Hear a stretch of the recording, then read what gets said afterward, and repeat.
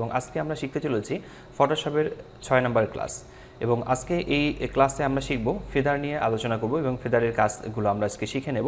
তো এই ফেদারের কাজ করে নেওয়ার জন্য ফেদারের কাজের জন্য আমরা বেশ কয়েকটি অপশন ব্যবহার করতে পারি, বেশ কয়েকটি পদ্ধতি ব্যবহার করে কাজ করা যাবে। এই ফেদারের জন্য আমাদেরকে প্রথমে এই পেজে একটি ছবি ইনসার্ট করতে হবে। আমরা একটি ছবি নিয়ে আসবো। ছবি নিয়ে আসার জন্য আমাদেরকে ফাইলে ক্লিক করতে হচ্ছে। ফাইলে ক্লিক করার পর এখান থেকে ওপেন। এরপর আমাদের ছবি থাকলে যে ছবিটা আমরা নিতে চাই সেই ছবিটি আমাদেরকে এখানে ওপেন করে নিতে হবে। আমি সাধারণত একটি ছবি ওপেন করেছি। আমি আজকে দেখাবো যে এই ফেদারের কাজটি কী। এই ফেদারের কাজটির জন্য আমরা এই ছবিটিকে ইনপুট করেছি। তো এই ফেদারের কাজ করার পূর্বে আমাদেরকে আরও একটি কাজ করতে হবে। ফাইলে ক্লিক করার পর আমরা একটি নতুন ডকুমেন্ট ওপেন করে নেব। নতুন ডকুমেন্ট এখান থেকে আমি ওপেন করে নিচ্ছি এবং এই ডকুমেন্টটি কালার এখানে RGB থাকছে এবং আমি এখান থেকে নতুন ডকুমেন্ট এখানে ওপেন করে নিয়েছি। তো এখান থেকে বোঝার জন্য খুব সহজেই আমরা যে কাজটি করব, ফেদারের কাজ যেহেতু জানবো, সেক্ষেত্রে আমি এখান থেকে একটি ইলিপ্টিক্যাল মার্কি টুল সিলেক্ট করছি। ইলিপ্টিক্যাল মার্কি টুল সিলেক্ট করার পর আমরা উপরের দিকে এখানে দেখতে পাচ্ছি যে লেখা আছে ফেদার, এই জায়গাটাতে ফেদার কথাটা রয়েছে। তো এখান থেকে ফেদার সেট করতে হবে। তো আমি ফেদারের কাজটা বোঝানোর জন্য তার আগে আরেকটি বিষয় আরেকটু বলে নিই। সেটি হচ্ছে যে আমি প্রথমে ছবিটিকে একটু মার্ক করে নেব। যেমন এই জায়গাটাকে আমি মার্ক করে নিলাম।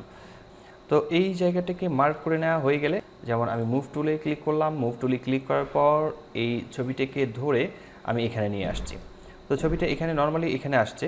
আমি এই ফেদারের কাজ যেহেতু করছি সেক্ষেত্রে আপনাদেরকে নিয়ে দেখাচ্ছি যে ছবিটি এখানে এসেছে এবং এই অবস্থাতেই আছে।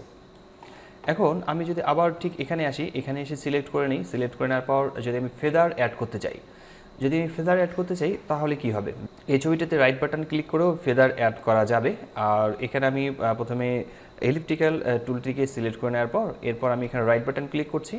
রাইট বাটন ক্লিক করার পর এখান থেকে ফেদার অপশনটি রয়েছে, এই ফেদারে ক্লিক করব। ফেদারে ক্লিক করার পর এখানে ফেদার দেওয়া আছে 5 অথবা অনেকের ওখানে 0 থাকতে পারে। তো আমি এখানে করে দিচ্ছি 30। এখানে 30 করে দিলাম। দেওয়ার পর ওকে লেখাতে ক্লিক করছি। এরপর মুভ টুলসে ক্লিক করব। এরপর এই ছবিটিকে যতটুকু জায়গা আমাদের সিলেকশন হয়ে আছে, আমরা এই সিলেকশন এরিয়াটুকে ধরে আমরা এখানে নিয়ে আসছি। তো এখানেই দেখতে পাচ্ছেন যে এখানে ফেদার অপশনটি মূলত কীভাবে কাজ করবে। এই জায়গায় ফেদারের অপশনটি একরকমের শো করছে এবং এখানে আরেক রকম। তো এখানে আমরা ফেদারের দেখতে পারলাম যে এই ফেদারটা কীভাবে আসবে। তো এখন যদি আমি আপনাদেরকে আরও একটি কাজ দেখাই, সেটি হচ্ছে ফেদার সিলেকশন।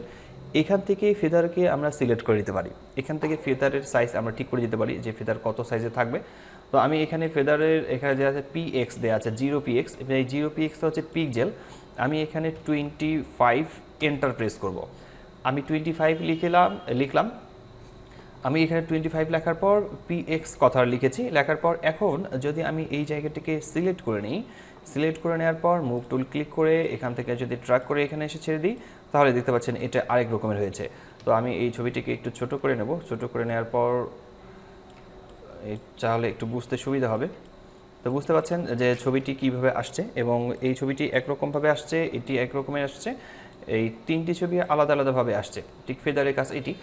আর যদি আমরা ফেদারটিকে এখান থেকে দিতে না চাই, যে দেখা যাচ্ছে যে আমরা এখান থেকে দিতে যাচ্ছি না, আমাদের এখান থেকে ব্যবহার করব না, সেই ক্ষেত্রে আমরা ফেদারটিকে আরও এক জায়গায় অ্যাড করে নিতে পারি। আর সেটি হচ্ছে আমাদেরকে সিলেক্টে ক্লিক করতে হবে। তো তার আগে আমি এখানে ফেদার এখান থেকে আগে সিলেক্ট করে নেব। এই জায়গাটাকে সিলেক্ট করে নেব। সিলেক্ট করে নেওয়ার পর আমরা সিলেক্টে ক্লিক করছি। সিলেক্ট করে নেওয়ার পর মডিফাই থেকে এখান থেকে আমাদেরকে ফেদারে ক্লিক করতে হবে। আর এর শর্টকাট হচ্ছে শিফট F6। আমরা কিবোর্ড থেকে শিফট প্রেস করে F6 প্রেস করলে এই ফেদারের ডায়লগ বক্সটি আসবে। তো আমি এখান থেকে ফেদারের এই লেখাটিতে ক্লিক করছি।